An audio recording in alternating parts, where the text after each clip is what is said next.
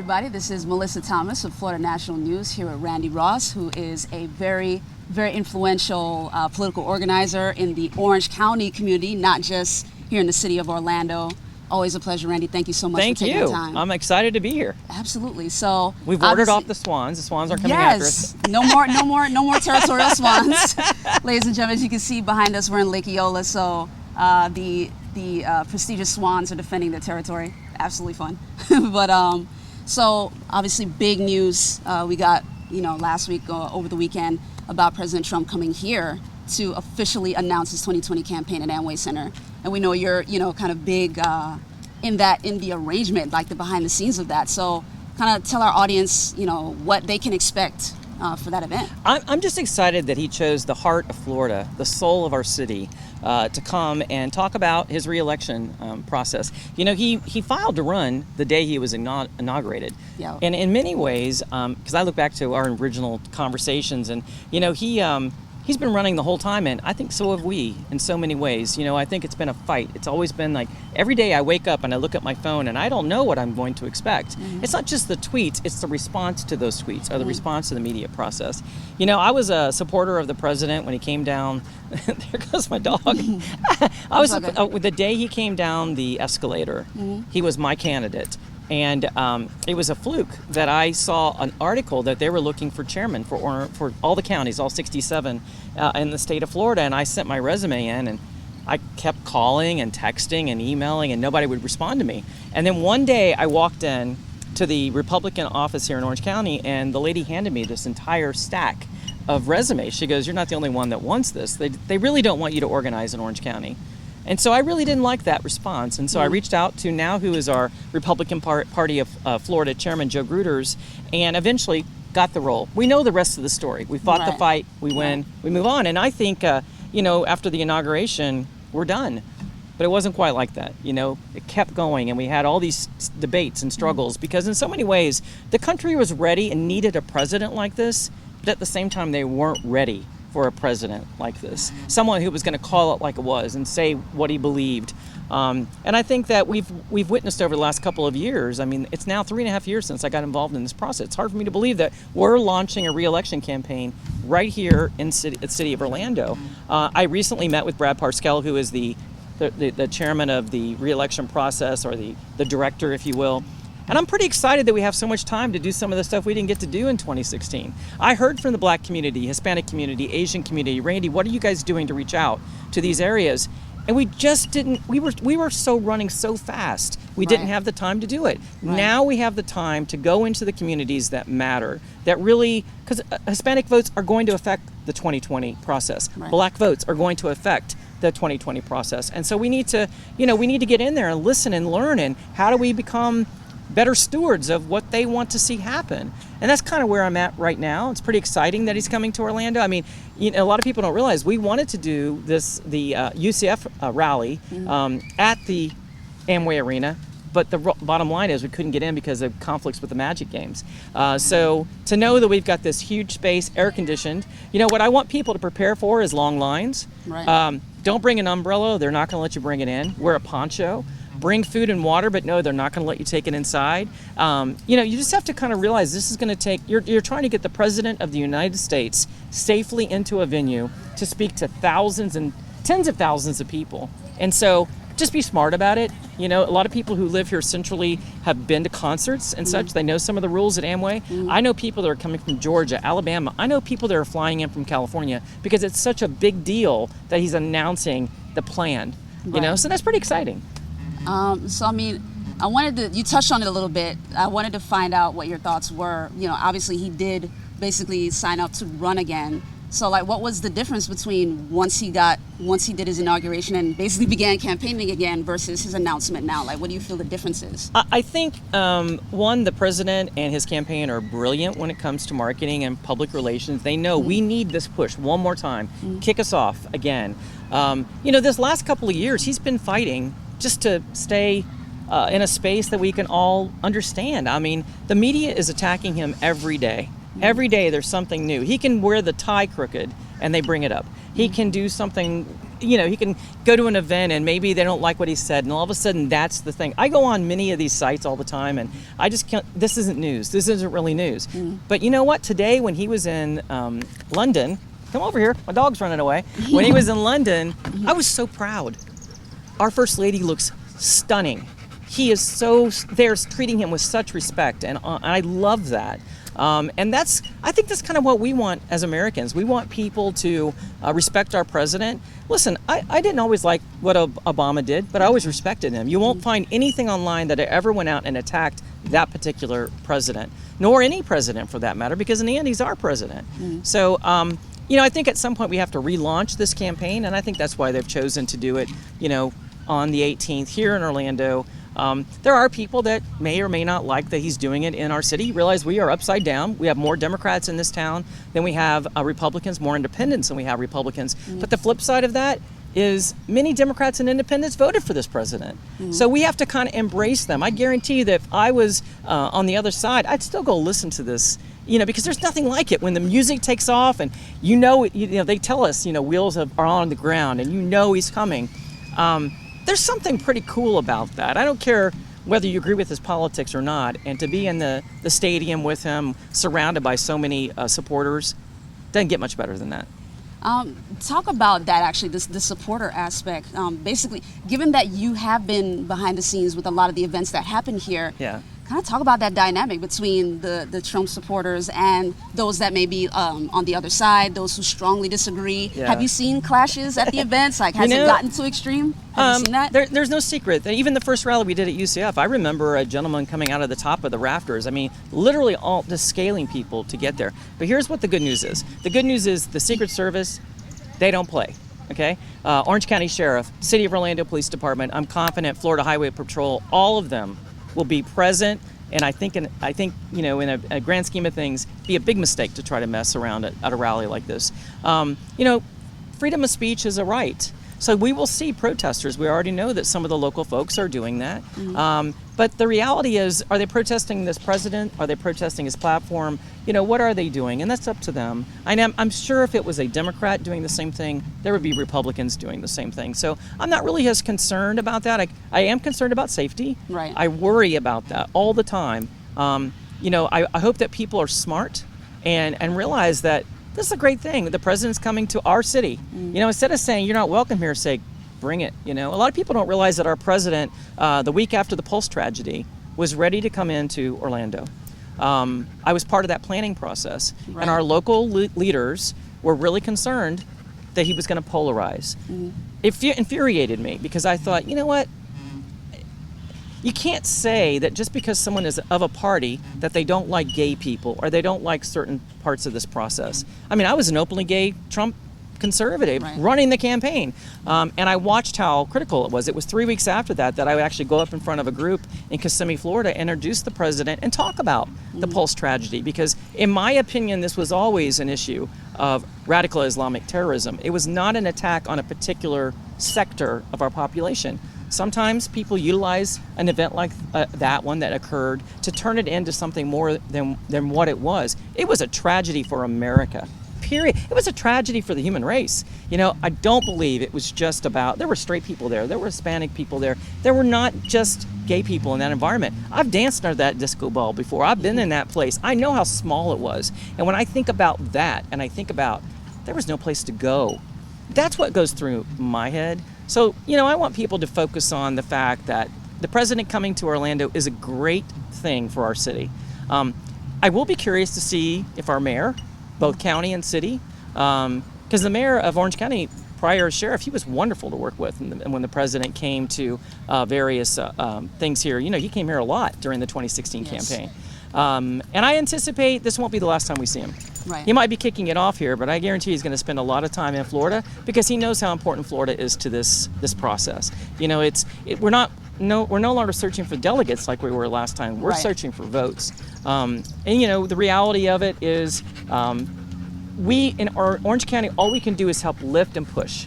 Because there are so many more folks from the other party, and some people just vote on party lines. That's not how I particularly handle things, but it is what it is. Absolutely. So thank you for touching on the Pulse subject, because I wanted to definitely ask you about that. You were there on the ground during the 1-year anniversary. So I wanted to, talk to you about what this next upcoming anniversary means to you, especially in light of the president coming basically that following week. Like, it's pretty much a 6-day difference. So kind of talk to how, what that means to you from that sort of political perspective, especially since in our first interview, I had asked you, what your expectations were of the president regarding LGBTQ plus issues. So how do you think he's done in that aspect? Well, I can tell you this much. I was openly gay as the chairman of Orange County. I know many gay people that worked on the campaign. I know he wanted to come here, right after that tragedy. I know the pushback we got. I'll never know the real reason they pushed back so hard, because Obama came in, Hillary Clinton, who was also a candidate, came in. I'll always be somewhat baffled by that. I didn't particularly understand or like that. But guess what? Now he's president. He's coming here. It happens to be at the same time, time frame in which he announced he was running for president. I am saddened for all the families and the victims and their families. I can't imagine. My days of going to polls were long behind me by the time this tragedy took place. I would invite us to think, though, that the president really has not done anything to attack the gay community. In general, I think what he's tried to do is one of the first Republican presidents to even now acknowledge that we have a Pride Month, and he did that just recently. So from my perspective, as an openly gay conservative that supports and has worked on his campaign, I think we're headed in the right direction. I think education is so critical here. Right. The more he sees people from the LGBTQ community being accepting and understanding, that he's really working on things to try to help us all. Let's think about what his focus is in the platform. The deficit, our military, trying to figure out how do we deal with trade a little bit better. I think these are all issues that affect you and I on a regular basis, everybody that's watching us on a regular basis. When we get into these social issues, they are very divisive. They're the kind of things that actually keep us from being progressive in what we're trying to accomplish. So I'm pretty happy with what the president has done. Listen, I would also be the first one. If he did something specifically against, in my opinion, the LGBTQ community, I would be very vocal about that and hope that my voice would be heard. But at the same time, I'm not president. My job is unofficially just to lift him and lift this process and really give us an opportunity to bring people to the table to have a conversation that haven't always had a chance to do that. We haven't always seen a president. I mean, think about Twitter. We didn't have a president that was involved in Twitter before. This direct line of communication to us, good and bad sometimes, right, has really given us an opportunity to engage and learn a little bit. And to me, that's important. Now, I will say, though, I got to push back a little bit. I got to push back just a little bit. To his credit, President Obama was on Twitter pretty often, and he was actually one of the. But he never got this kind of traction. Never got this kind of traction. Yeah. That's Trump is on it every single day. Both of these two presidents here have really supercharged Twitter. That's true. Completely. It's been incredible. So kind of, I did want to ask a little bit based on what you were just saying about President Trump's policies and how he's performed in your opinion. Have you seen anything so far that you would want to push back on a little bit? Have you seen some things that maybe you think he can improve on, some things that you think he should do a little bit? That's a very fair question. The one thing that I am concerned about is I don't want to see anybody in the state of Florida ever fired for being gay.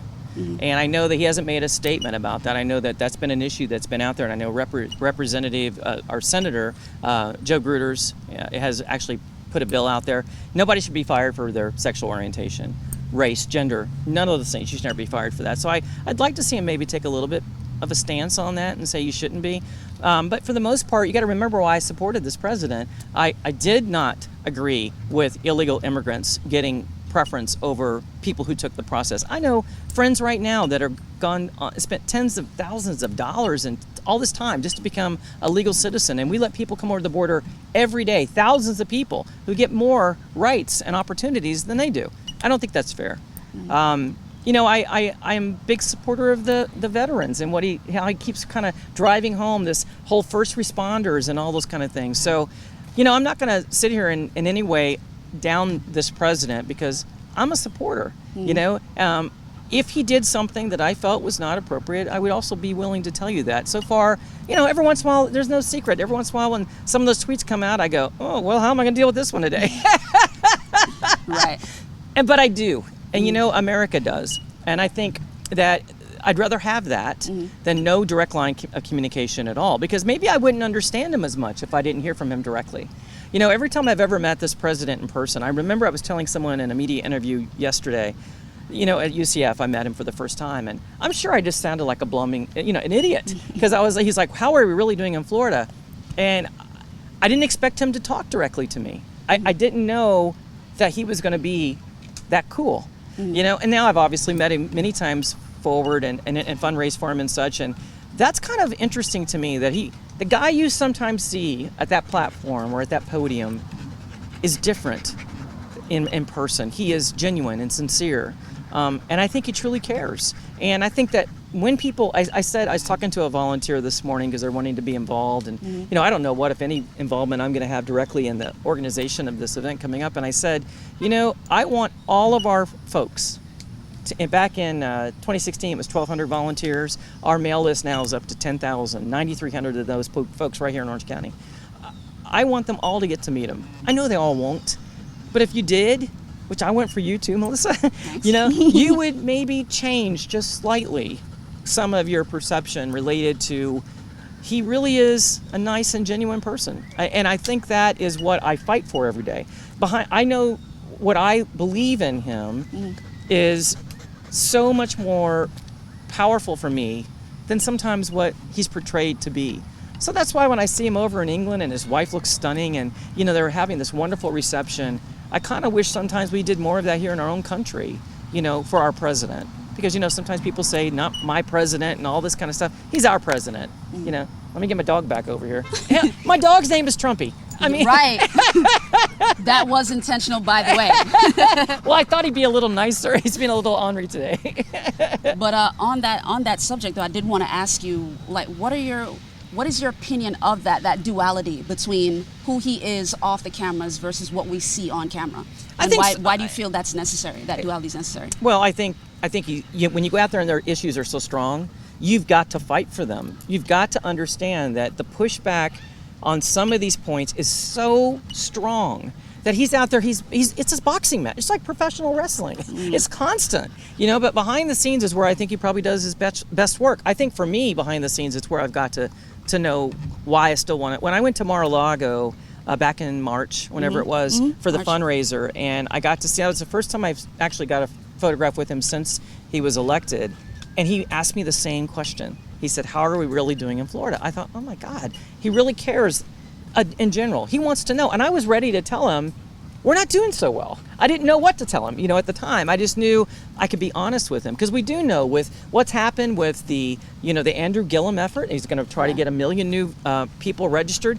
That could be a big deal when it comes to, we know how close it was here in Florida. Right. And so we as Trump supporters have to figure out a way to tap into independents, Democrats, and all those folks to, the good news is I've seen so many people that were never Trump or Republicans finally coming around, That was not, I did not expect that. I just expected this battle to go on for a very long time. So as far as I'm concerned, as we lead into 2020, I think we have a huge battle on our hands. Right.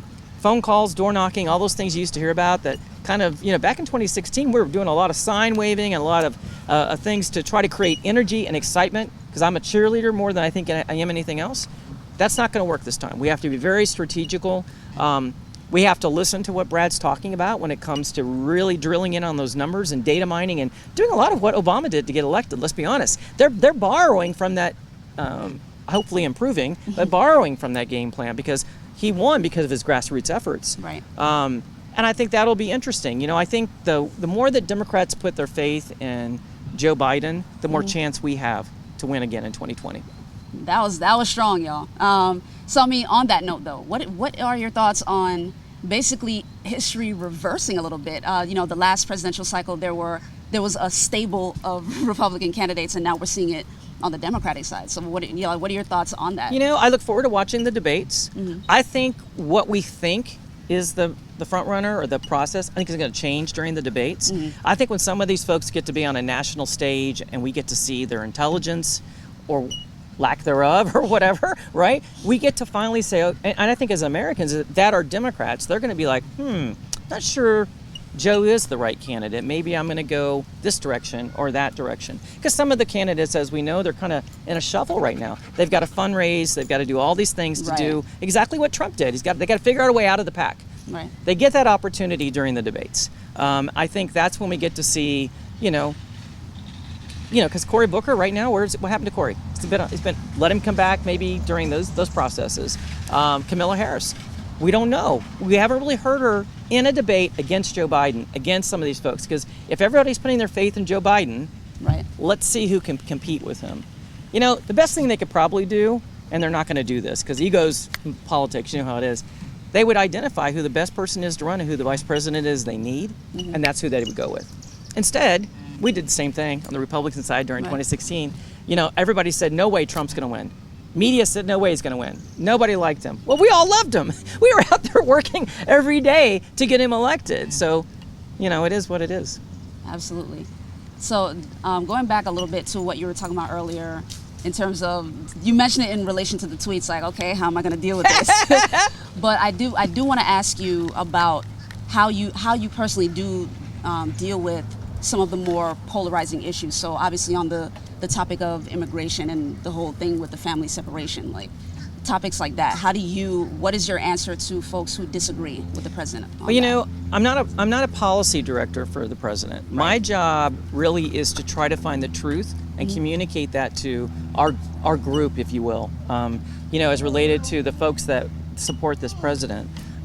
It's tough sometimes because sometimes we don't know the truth. We only know what is put out there in the universe. Do I believe our president wants to separate families? I absolutely don't believe that. I don't believe he wants to hurt the LGBT community. I don't believe he wants to hurt black people, Hispanic people, all these different things. Sometimes that just gets out there. And it might be sometimes because of something he's put out in the universe. I don't know. What I can tell you is that the person that I've come to support and have met has always been amazing to work with. And his campaign has been amazing. When I met with Brad, like I said the other day, I was so impressed. This guy is like a brilliant. He's got everything down to almost a mathematical science process, which for me, I'm not a numbers guy. That's not really what I do. I lived in a cocoon during the 2016 campaign because I'd never worked on a presidential campaign. So if I'd have really known all the time the numbers and how backwards we were in Orange County, I'd probably been in a straitjacket, depressed somewhere. Because I just didn't focus on that. What I focused on was treating the campaign like a special event. How do I market it? How do I promote it? How do I get the most out of it? When the president comes to Orlando, how can our people crowd control in a way that everybody knows we're better than anybody else in any place throughout the country when it comes to that? And I've been to rallies all over the country. I still believe we do it better in Orlando than we do it anywhere else. And part of that is because we know the game. This will be, I don't know what level I'll be involved, if at any, but what I can tell you is whether I've been to another state or behind the scenes here, the Secret Service and that staff, the advanced staff, they know what they're doing. All we are is following their plan. I know they're bringing people from other parts of the country in for this particular event, which is kind of cool. There's a spotlight here, and there will be people that won't like that he's coming to Orlando. I heard from someone today that there was a protest being planned specifically like he's not welcome. Listen, he's very welcomed here, just like any president should be, because he is our president. So I'm pretty excited about that. And on the topic of the community and ways to organize for 2020, we were talking briefly off camera about, the significance of speaking to the different communities in different ways. So you recently had an event where you were talking about, getting the Hispanic vote for 2020, having the Black vote for 2020. What lessons have you learned in your experience in working in the community in Orange County, and what do you feel is necessary for 2020 specifically? Well, first of all, those events have been nonpartisan, but of course it's being led by a Trump Republican, right? So I know when I'm putting these events together that at some point people recognize who's part of the leadership role. But I'm working on an event right now to really deal with how do we understand what the felon vote is? What do they want? How are we now know 2,000 felons have now registered to vote. That could change elections. Doesn't mean they're automatically going to become Democrats. Right. It's kind of almost a racist kind of comment, especially when they go into that space and they say, well, most felons are black and listen, I know many folks that have come out of the process and they don't always go in the Democrat way. They need to be talked to. We need to go into their communities. We need to go into Pine Hills. We need to go into different spaces and start talking. What the Hispanic vote I have coming up in a couple of months, it's going to be over in Tony Ortiz's district, so it's in a Hispanic community. The only way you get communities to respond to you is to go into their community. The idea that we think they're always going to show up in white neighborhoods when there's an event, it's not going to work. You have to go there and let them know that you care about their opinions. That's how you get them engaged. Even if you're running for office, you would do the same thing. Right. So why would we not do that as a party? And I think that's something that we really need to think about today in my neighborhood. I'm not going to say which party it was, but there were people knocking on doors, looking for voter registrations. That's a key. That's a huge key is voter registration. So Ground game. Ground game. And I think that one of the things we're going to find with this event, I think that we're going to get to hear the plan. Back in 2016, we didn't do that. We kept the plan very close to our chest because many times the plan was unfolding on a daily basis. Now they've had time to really stop and pause and make a plan so we can figure out how we're going to address these various areas that are so critical to the process. That's a gift, it truly is. And speak to the significance of the kind of leadership that draws you. I mean, you obviously at the beginning you described what drew you to then candidate Trump when he went down the escalator and announced, but for you personally, what traits do you follow in a leader? What leadership traits do you feel are votable? If that makes sense. It's interesting. I've lived here 25 years this year. I think actually next month it will be 25 years. And I started working with the mayor's office almost immediately on a child's fitness initiative and wellness thing. And I started working with Title I schools. Right. And it was weird that fitness would be a catalyst to politics, but in many ways it was for me. I always saw myself as Fat Randy. And so when I would run into kids and talk to kids, whether it was at Washington Shores or Rock Lake or any of these schools, I recognized some of the struggles. I mean, my family wasn't rich when I was growing up. So, the reality is rich people tend to be able to eat better foods, healthier foods, right? So I had to start really thinking about how can I get into their heads and figure out ways to motivate them. So when you talk about what type of leaders am I interested in, I think I'm interested in people that haven't been just out there talking and not getting anything done. One of the biggest things I complain about on social media, and I'm not going to mention names, but there's a few elected officials locally that I do this to. I do not like or understand why all you have all day to do is complain about this president. Go give me some action. Show me what you're doing for this community that I live in. If all you're doing is trying to condemn this president, then guess what? You're not working for me. You're working for you. You're working for your party. I need to know more about. I want to get excited about candidates and what they're running for. I'm intrigued as to what 2020 will look like for our local folks. I've met with a number of folks, and I know there's a lot of people getting ready to announce here in the coming months that they're running for offices, not just in 2019, but during the municipal process, but also in 2020. And I hope they're different than what we've seen in the past. I don't like the typical candidate just because they have the money, and maybe the connections, that's all you win by. You need to win by your heart. That's why I get along with people like Regina Hill and Commissioner Hill and Commissioner Uribe. Even though I'm Republican and they are Democrats, I like their heart. That responds to me as a person. I get excited about that kind of stuff. Certainly as a Republican, I want to see more conservatives win races because to me, in many ways, I'd prefer a conservative protecting my interests when it's out there when it comes to fiscal responsibility or other issues. But I'm not one of those people that's going to be pigeonholed into a corner. You're not going to force me to support one person over another. I believe we have a lot of great things happening in our town. And I know you guys get to focus on, highlight that on a regular basis. Not just because of someone's political party are they bad. Absolutely, and that's a good point that I wanted to ask you about as well. Given the current polarized nature of our nation, what do you think it would take to bring back that age of sort of bipartisanship, not only in Washington, but in communities as well? Because the polarization is like in the communities as well. It's very difficult to have political conversations with people in different parties or different ideologies. I think it's unfair to take? blame Trump for that. I think that's been going on for a long time. You know, I tell people all the time that President Trump was the right president at the right time. He'll be the right president at the right time in 2020. If you ask me this question in 2024, I might be suggesting to you a different type of person that should be running for office. You know, there's so much swampiness. You know, when I hear about some of the just backhanded, dirty stuff, I have to thank him because we got to find out about all of that. How would we have ever have known how corrupt our government was at a national level if it wasn't for this president? I don't think we would have. At a local level, what I can hope for is that, you know, we start seeing, you know, when Commissioner Uribe, who's a Democrat, appointed me to the MMRB board, and I'm a Republican, there were people furious with her because she did that. Why?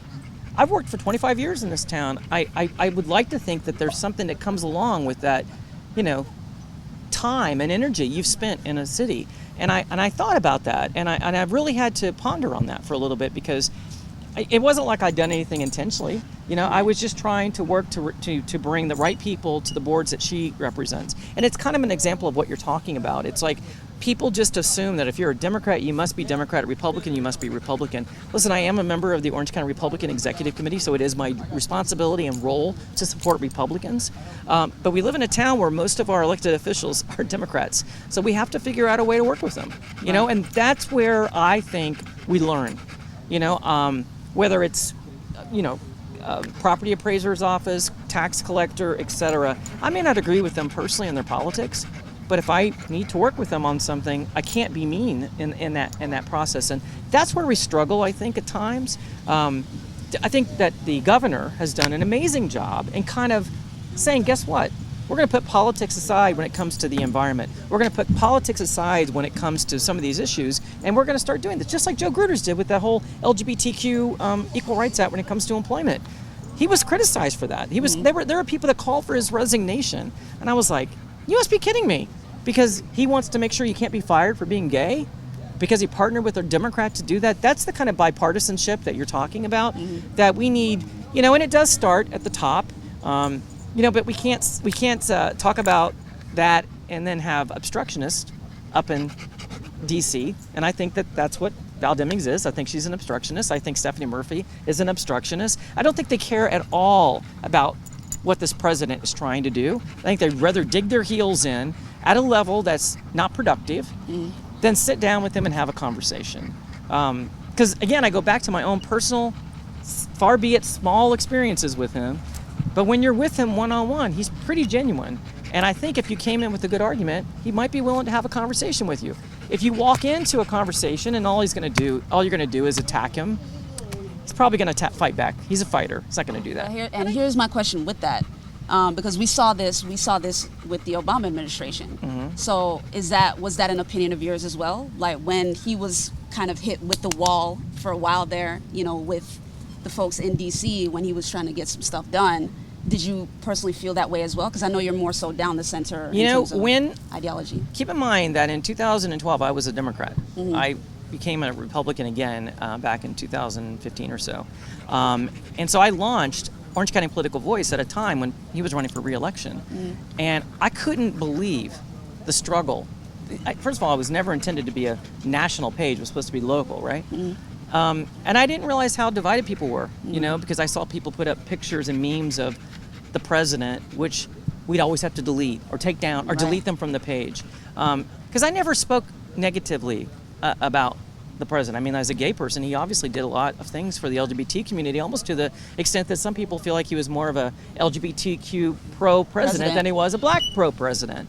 But with that said, I worried more at that time, if you want the honest truth, about someone trying to assassinate him. I worry about that with our current... I was worried about that too, honestly. I worry about that with this president too. I think that when you are doing something so radically different than what the mainstream is used to, there are crazy people in this world, and I think that was probably my biggest concern. It wasn't that I didn't like Obama. It was like I just didn't know. He just didn't do things that I would have preferred he did, and I don't think that's necessarily a criticism. He obviously won 2 times at being president, and he won the state of Florida. So there are people in this state that will vote for a Democrat over a Republican. We saw that. I wasn't a big fan of the Republican candidates back then either, right. But when Trump came down the escalator for me, it was interesting because I knew then I had someone I could put my heart into. And there's no secret the sacrifice that so many of us in Orange County and throughout the state of Florida have put into this, because if you'd have told me in 2014 that I would be doing this, I would never in a million years have thought this was my life path, because it wasn't really on my radar. Right. I think when I realized the trouble that our country was in, and more importantly, when I saw he was going to be, because remember, I was auditioned for The Apprentice and I didn't get it. Right. Right. That Omarosa got it, didn't she? But no, I thought, this is a chance for America again. And when you really take him out of the equation and look at just the results, it's hard to not agree that he's done great things for this country.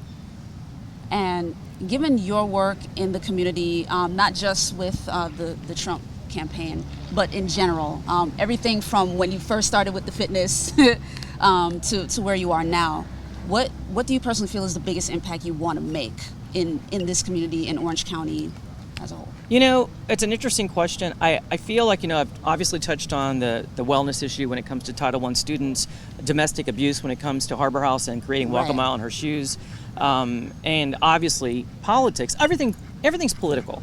I don't care what anyone says. Everything goes back to politics, and especially local politics. I think if anybody looks back on my career, in this town, I'd like for them to think that I was a pretty good community organizer, that when it comes time to rally people to do something, I can do that. Sometimes things like President Trump don't need any rallying cry. All we do is sit there and have the conversation. He is the best campaign person he can be for himself. My job, I hope, is to kind of help just kind of funnel people in the right direction.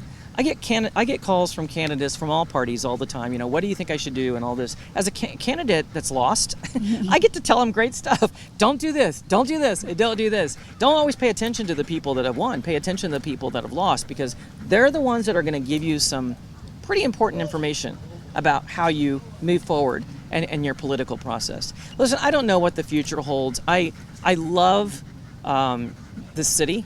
I love being here. I mean, look at this. We're on a beautiful night right at Lake Eola. It's kind of cooling down a little bit. It didn't rain. At least it didn't rain on me today. And I'm pretty excited about all the things that we've seen happen in our town. I wish there was someone, and I love Buddy Dyer, but I wish there was other people out there running against him, and Commissioner Sheehan and some of these folks that have been there for 20 years. I mean, I believe in term limits. I think at some point let your time go and figure out a way and go on. But I don't wake up every day saying, how can I hurt them? I wake up every day saying, what am I going to do to make this day better for this town that I live in? And that kind of drives me. It inspires me. I mean, one of the things I do on social media all the time is I'm always trying to put up something that inspires people every day in the morning. Right. Because I need to be inspired, because sometimes the world is not pretty.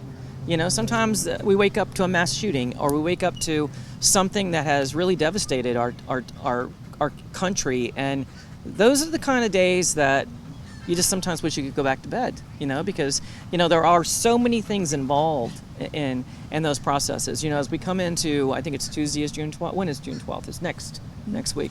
As we come into the pulse period, I remember people calling and texting me that morning. I had no idea. I heard the helicopters over my house because I lived just right down the street from here. I had no idea that the place that I used to go to and dance and have fun was in such a situation, I also didn't appreciate that so many people wanted to attribute that hate to Trump.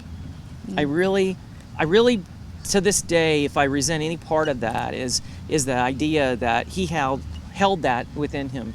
Because like I said earlier in this discussion, he wanted to be here. Our elected officials didn't want him here.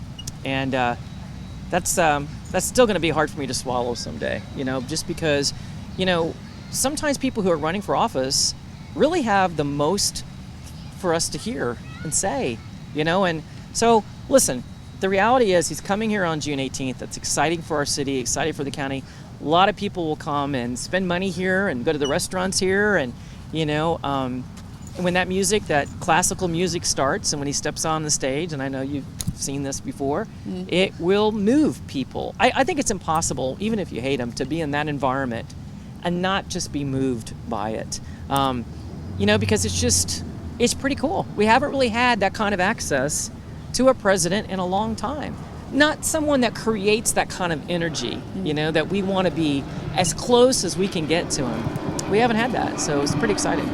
And the last question, given you did mention, the mass shootings thing, obviously Pulse is coming up, but, in light of the most recent shooting that we had in Virginia, talk about what your thoughts are on the sort of gun control discussion, the mass shootings and all of that. Like, how has that affected you personally?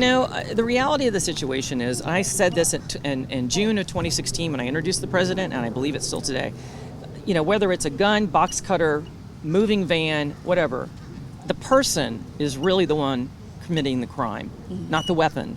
And the more we try to control weapons, the easier we make it for criminals to get them. There are millions of guns in this country. We're not going to stop mass shootings. We probably need to spend a little bit more time on mental health. And when we're in schools and see something, we need to do something. I've been around people before, and I'm sure we all have, and you're like, that guy's crazy, or that girl's a little cuckoo. And we just go away from it, And in a school environment, in our communities, if we see somebody that we think might be, I'll give you an example. Something so simple. Yesterday at my house, we saw all these vultures. And that's very rare to see like 20 vultures together. Right. And so I actually put it on Facebook and said, why do you think all these vultures are here? And somebody said, well, did you know that they put sulfur in natural gas so you can smell it? And vultures are attracted to that smell. And I thought to myself, so I called 911, non-emergency.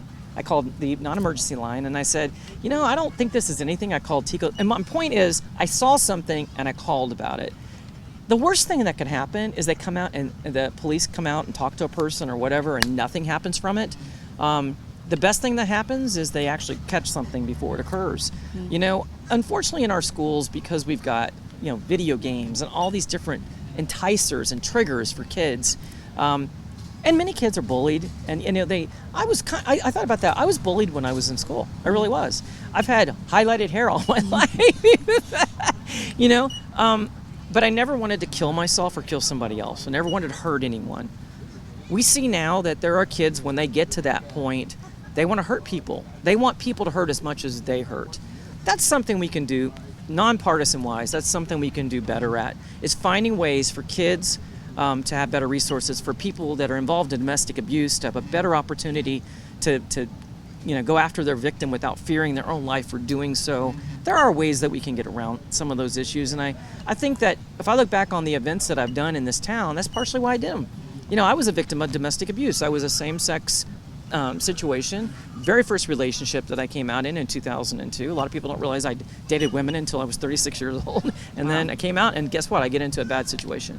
And I think I decided to, kind of launch Walk a Mile in Her Shoes for Harbor House because I thought, it happened to me. Everybody, Randy Ross, it happened to Randy Ross. Well, guess what? It could happen. If it's happening to me, it happens to everybody that might be in a situation that's tough. And not everybody knows how to put an event together. They just got to figure out what number to call. Right. What website to go to. How do you walk away? You can't walk away that easily. If I could say anything for elected officials, that's what I would rather they focus on, not condemning the other person they want to run against or the person that's handling the office, but focus on how can you make it better for the people you represent. Give them some other option to live and to get out of their situation, whether that's poverty or, young children that are, gay and they can't stay in their house anymore and they're being kicked out to the curb. I mean, I'll come down here to Lake Eola sometimes and I see homeless people and I realize this is, while it's a city beautiful, it's not perfect. Right. We still have a lot of people here that really are struggling. And just because the economy's gotten better, they might need some help. They might need some guidance.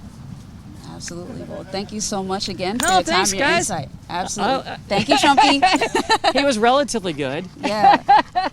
So, guys, if you want to see more of our Politics and Power interviews, be sure to come to us at FloridaNationalNews.com. Like us on Facebook, subscribe to our YouTube channel, and be sure to like us and follow us on Instagram as well. This is Mellissa Thomas here at Lake Eola.